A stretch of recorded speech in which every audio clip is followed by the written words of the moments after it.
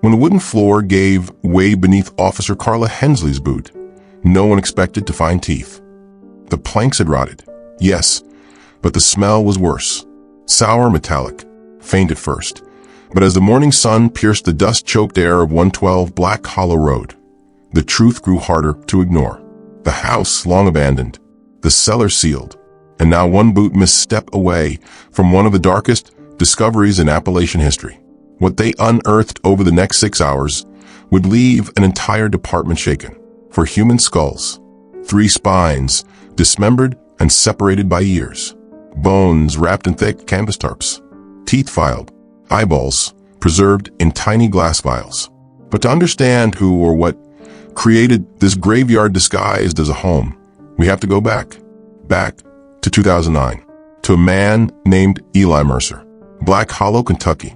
Population, 1,742. A place where nothing much happened. Until it did. Eli Mercer was born on April 3rd, 1982, in the very town that would one day bury his secrets. The youngest of 3, his early life was cloaked in silence. His father, a coal miner with a drinking problem. His mother, a quiet woman who walked with a limp and never smiled with her eyes. Teachers described Eli as polite but empty. A boy who never cried, never laughed. In group photos, he always stood at the edge, slightly turned, as if he didn't want to be part of this world. But he was smart, painfully smart. Could recite anatomy texts by 13, skinned animals with surgical precision by 15. And when his older brother drowned mysteriously in Laurel Creek, Eli didn't cry, just stared at the water, as if it had answered something for him. Eli left Black Hollow after high school, enrolled at a small medical college in Louisville. Didn't last.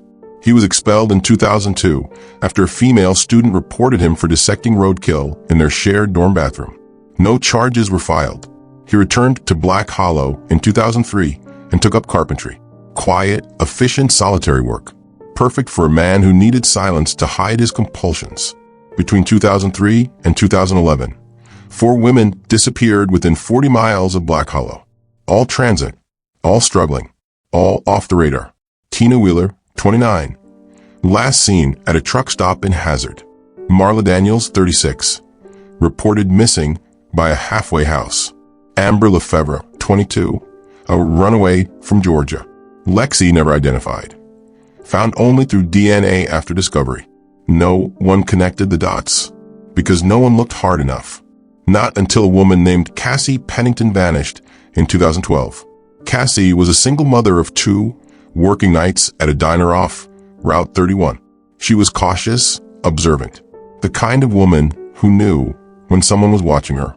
On October 19, 2012, she was walking home after her shift. It was raining. The cameras caught her at 1:12 a.m. A shadow followed her less than a minute later. She never made it home. Her body was never found. But her phone was discarded near Black Hollow. The screen shattered. The battery missing. But the data? Not wiped. Police recovered one image from her camera roll. A blurry photo taken from her hip. A man, tall, thin, wearing a dark blue hoodie, face half-lit, holding something. A knife? A rope? Hard to say. It was Eli Mercer, but no one realized it yet. What makes this case so terrifying isn't just what Eli did. It's how long he got away with it. He was liked, even trusted by some in town. Helped rebuild the Baptist church porch. Donated with scraps to the local school. He dated. Even had a brief engagement with a woman named Denise Kramer in 2014. Denise would later testify. He was gentle, almost too gentle. Like he was pretending to feel what he thought normal people felt. He'd watch me sleep. I used to think it was sweet. She left him after 6 months. Said he smelled like bleach and regret. In 2021, heavy storms caused flooding across the county. Many old homes suffered damage, including 112 Black Hollow Road, Eli's inherited property. He hadn't lived there in years. It was a tool shed, storage, but someone reported a smell. Officer Carla Hensley was dispatched for a structural inspection. When she stepped inside, the air was heavy, mute, still, and then she stepped wrong. The floor gave out. She fell through into a shallow cavity and found teeth. What they uncovered over the next 48 hours stunned law enforcement. Remains of at least 6 individuals, all female, ages 20 to 40. Bones cleaned with lye and wrapped in treated burlap. A notebook handwritten, medical-style notes on experiments. Each entry dated, labeled by pseudonyms: Redbird, Echo, Silence, Hollow Girl. No names, no remorse, just method. Eli Mercer was arrested 2 days later at a campground outside Knoxville, Tennessee. He didn't resist, just smiled and whispered, "Took you long enough." Forensic psychologists later concluded Eli was likely a high-functioning sociopath with sadistic tendencies and a detached sense of moral reality. He wasn't driven by rage or revenge, but by curiosity. In his own words, found in one journal entry, "Pain is the one constant language. Their eyes speak it before their mouths." This wasn't passion. It was procedure. The trial began in March 2023. The prosecution charged him with 6 counts of first-degree murder, though they suspected more victims. The defense attempted an insanity plea. The jury saw through it. Key testimony came from Denise Kramer and forensic experts who tied the bone markings to tools found in Eli's shed. Still, no one expected what came next.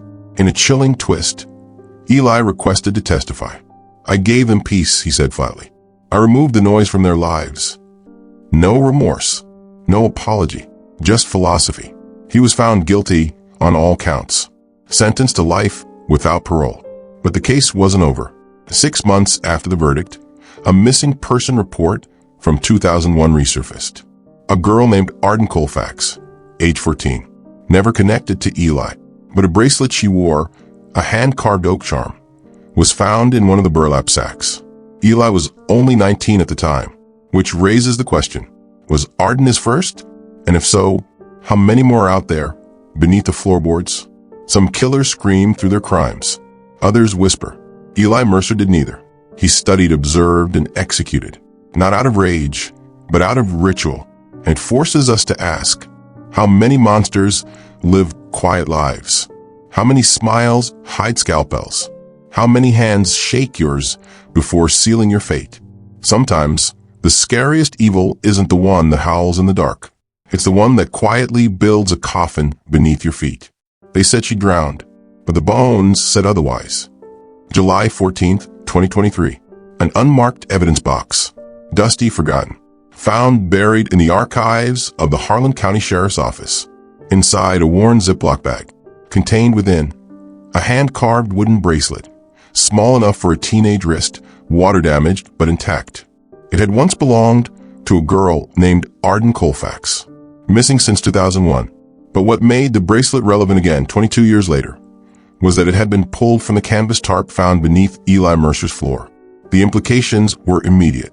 If Arden had been one of his victims, she wasn't just one of many. She was the first. And that meant one thing.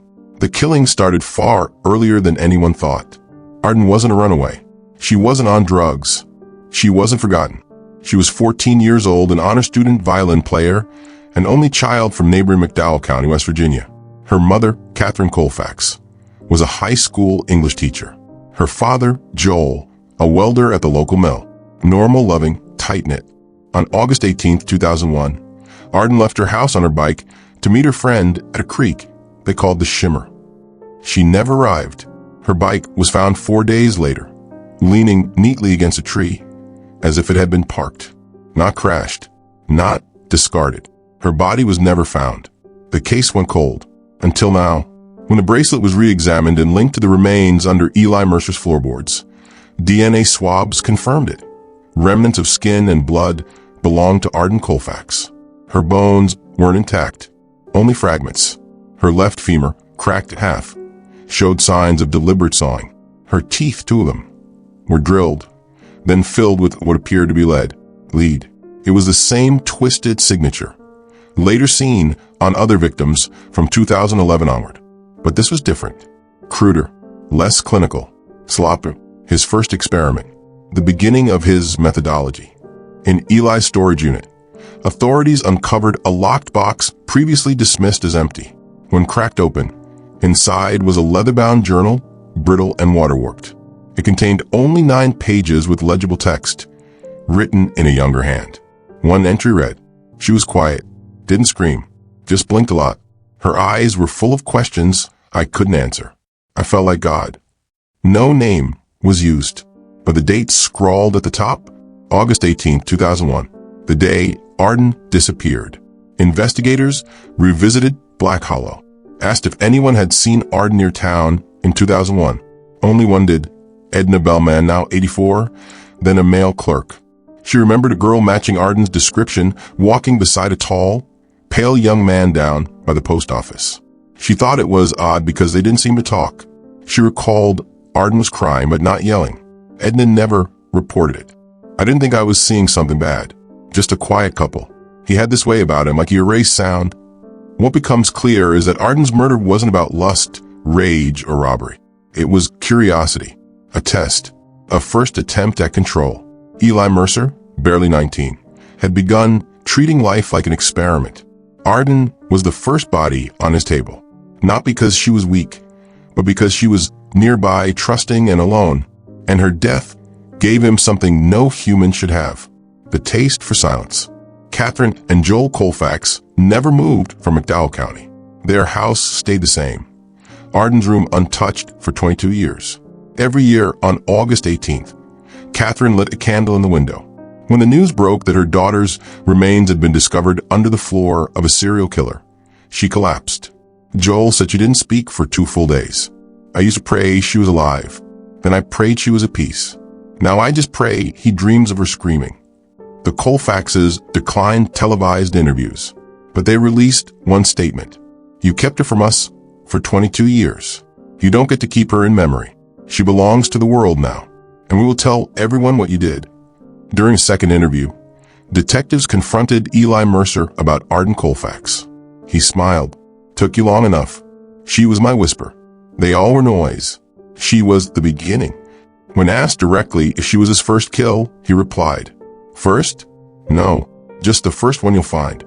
Investigators reopened missing persons cases in a 100-mile radius from 1999 to 2004. Over 23 unsolved disappearances fit the profile. All female, ages 13 to 40. Most considered runaways, addicts, or unstable. Last seen within rural corridors near Harlan, Black Hollow, McDowell, or Pikeville. If Eli started killing in 2001 or earlier, the 6 bodies found under the floorboards might just be a small sample. Authorities believe there could be as many as 18 more victims. But the problem is this: he's not talking. And the deeper they look, the more they fear something else. He might not have worked alone. One line in the early journal mentioned, "He watched me do it," said he felt something break in his chest. No name, no age, but the pronoun was clear. He, another person present, a possible accomplice, witness, or worse, an apprentice. Could someone have been learning from Eli all this time? And if so, are they still out there now? In February 2025, a new trial began. The State versus Eli Mercer, Count 7. Arden Colfax. Though already serving life, the Colfax family pushed for the separate conviction, to give Arden her justice, her name, her voice. The prosecution used forensic, testimonial, and journal evidence to build the case. Eli refused to speak, never looked up. The jury deliberated just 4 hours. Guilty. Catherine Colfax wept in court, not for closure, but for truth. "I didn't come here to forgive him. I came here so no one would forget her name." Some monsters start with fire, others with fury. But the quiet ones, the ones who begin with curiosity, are the most dangerous, because they don't stop when they're caught. They don't even stop when they're dead. They teach. They inspire. They plant seeds. Eli Mercer may have been caged, but somewhere out there, someone read that journal, and someone else may be whispering now. Somewhere, another floorboard creaks. A frostbitten corpse is pulled from Slick Creek, just 28 miles from Black Hollow. The body, female, mid-20s, barefoot posed. Cause of death, asphyxiation. A symbol, a crude spiral carved into her thigh, stops the investigators cold. It's not just any mark. It's the same unpublished carving found on one of Eli Mercer's earliest victims. But Eli's been behind bars for 18 months. And suddenly, the whispers begin again. What if he didn't act alone? FBI profiler Dr. Adrian Knox had reviewed hundreds of serial patterns, but this one chilled her differently. The new body didn't show the same chaotic dismemberment as Eli's. It was more deliberate, precise, as if someone was trying to replicate Eli's methods, but not with mimicry, with memory, because the pattern was not one the public had ever seen. Only 2 people had access to that crime scene detail. 1, Eli Mercer. 2, the detective who found the body in 2011. Everyone else? Dead or missing. He watched me do it, said he felt something break in his chest. He wasn't scared, just quiet. I told him silence was better than screaming. He smiled. I think he heard too. Detectives had dismissed the line as poetic delusion, but now it seemed clear. Eli had someone with him that night, and whoever it was might be the one now resurrecting his legacy. Isaiah Wren, age 33, was Eli's neighbor in 2001, just 11 years old when Arden Colfax vanished. His father worked nights. His mother? In rehab. He was often left alone. Records show that in late 2001 he began skipping school, stealing tools, and breaking into vacant homes. He told a teacher, "Sometimes I can't sleep. The man in the walls makes too much noise." Police reports from 2002 describe him being found digging holes in his backyard, saying he was hiding bones for God. Then no arrests, no follow-up. The trail went cold. Dr. Knox interviews Isaiah's former foster family. They describe him as quiet, fascinated with dead animals, frequently drawing spirals, obsessed with silence, and disappearing without moving. One report described him hiding under the house for hours, just listening. His foster mother, Diane, remembers one conversation vividly. He asked me if souls can be absorbed. I told him no. He said, "That's not what Eli told me." When authorities pull Isaiah's juvenile file, it's been scrubbed. No charges, no psychological evaluations, only transfer form, sealed, and marked with the initials EM. Eli Mercer had been an intern at the county records office in 2002. He had access. February 2025, a second body surfaces. 19-year-old Melanie Cross, missing just 2 weeks. Same spiral carving, same posed death scene, same missing fingernails, only 3 removed, just like Eli's pattern. But one detail breaks the pattern. A torn page from a children's Bible in her mouth. Isaiah's foster mother confirms. He carried a children's Bible everywhere, even carved his name into the back cover. Isaiah 66 verse 3. They have chosen their own ways, and their soul delights in their abominations. Security cameras from a local gas station show Melanie the night she vanished. In the background of frame 14, timestamp 9:13 p.m., a man appears. Tall, thin, hooded, pale skin. At first glance, it looks like nothing, but enhanced footage reveals something chilling. He's not walking. He's standing perfectly still, just watching. And on his wrist, a wooden bracelet, one just like the one Arden Colfax once wore. Was Isaiah Wren Eli's apprentice? Not in the Hollywood sense. No formal training. But a boy left alone, living next to a growing psychopath, with no supervision, no guidance, and only silence as comfort. He didn't need to be taught to kill. He only needed to learn how to disappear. On March 5, 2025, Isaiah Wren is declared a fugitive, wanted for the murders of Melanie Cross and an unidentified victim from Slick Creek. FBI, state police, and locals issue joint bulletins. But Isaiah is gone, vanished. No address, no car, no phone, only a final message, scrawled in red on the wall of his former foster home. I watched him. Now someone watches me. Dr. Knox testifies before a federal panel about a new criminal category. Legacy killers. Not copycats, not acolytes, but people who inherit violence, not through biology, but by presence. Eli didn't need to indoctrinate Isaiah. He just needed to be seen. In evil, even observation is a form of participation. If Isaiah watched Eli Mercer kill, who's watching Isaiah now? Some killers die in prison. Others rot in the headlines. But a few, very few, become something worse. Blueprints. Eli Mercer may be locked away, but the house he built still has doors. And Isaiah Wren? He's walking through them, one spiral at a time. A hunter walks through an overgrown trail just beyond Missouri state line. The fog is low. It smells like wet soil and something metallic.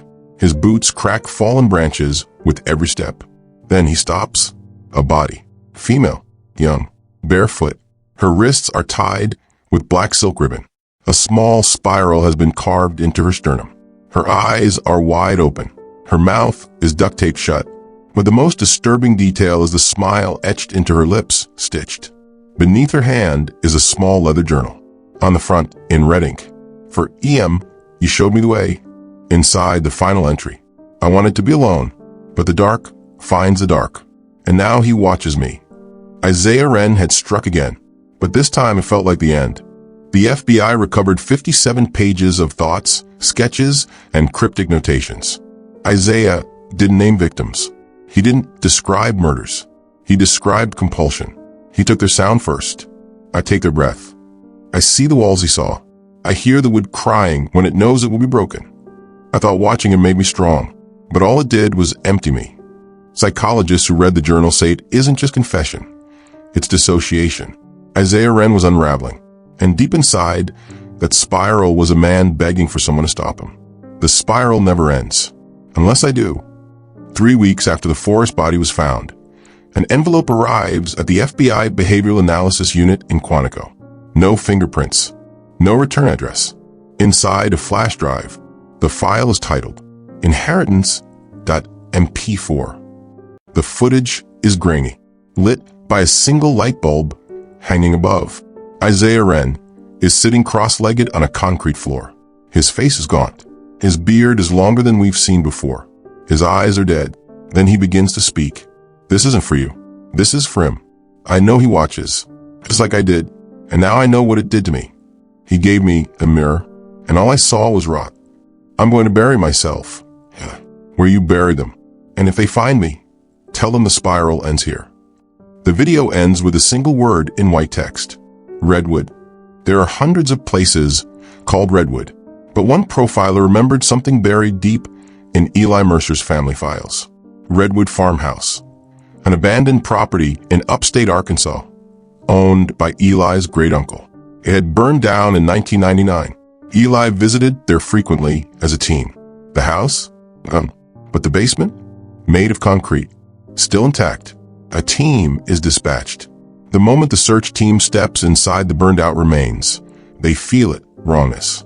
A scent of lye, a cold that doesn't match the temperature. In the basement, a rusted spiral staircase descending into a sublevel. Down there they find 6 coffins arranged in a circle. 5 are occupied, preserved in layers of plastic and chemical bath.